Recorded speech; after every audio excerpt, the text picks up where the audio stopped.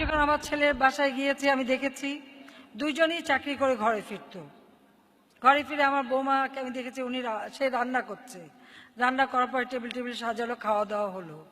এরপরে আমার ছেলে বললো এর বাকি কাজটা তার, সে নিজেই টেবিল তুলবে, সমস্ত আড়িপাতির যা কিছু ধোয়া সব কিছু পরিষ্কার পরিচ্ছন্ন করা সব তা করে একসাথে বসে হয় টেলিভিশন দেখবে বা গল্পগুজব করবে, সেইভাবে তারা সময় কাটাবে।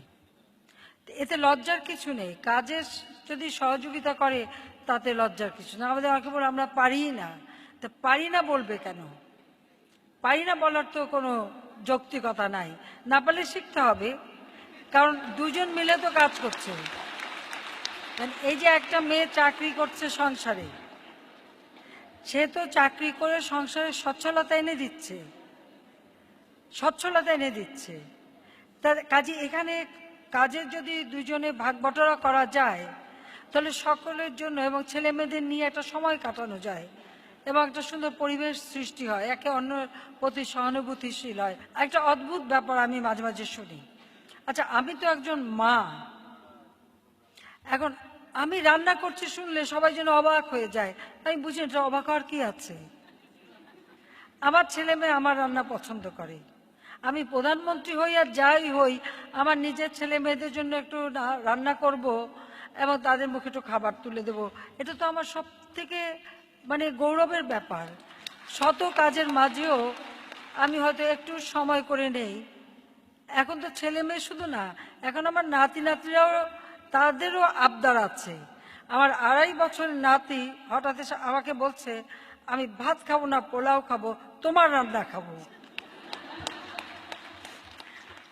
আমি সেদিন আবার আমার অনেক কাজ, অনেকগুলি ফাইল নিয়ে বসে আছি, যা হোক তার জন্য আমাকে করতে হলো। আবার যেটা আমার মেয়ের ছেলে, যেটা 8 বছরের, সে তো দাদার পুকুর থেকে মাছ ধরে নিয়ে এসে বলে, মাছটা দেখা এবার এই দেখো আমি বড় মাছ ধরে এসেছি, তুমি রান্না করবা, মজা করে রান্না করবা। আমার জীবনে আমি এত নার্ভাস কোনোদিন হই নাই যখন সে বলছে মজা করে রান্না করবা, কারণ তার মজাটা কী হবে আমি তো জানি না। আমার মেয়ে হাসছে, বলছে তোমাকে তো কোনোদিন এত নার্ভাস হতে দেখিনি। আমি আজকে আমি সত্যি ওর জন্য রান্না করতে যেয়ে একটু নার্ভাস হচ্ছি। রান্না টান্না করে নিয়ে খাবার দিয়ে বললাম ভাইয়া এখন কেমন হলো খাবারটা? বলে খুব বেশি মজা।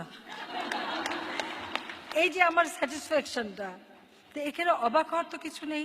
আমি তো মা, আমার কাজ আমি করব, যেটুকু আমার করার। সংসারের যেটুকু কাজ হয়তো সব করতে পারি না, সময় পাই না, কিন্তু তারপরেও সময় করে নিই। যে রাধে সে চুলো বাঁধে, এটা বাংলাদেশের কথাই আছে।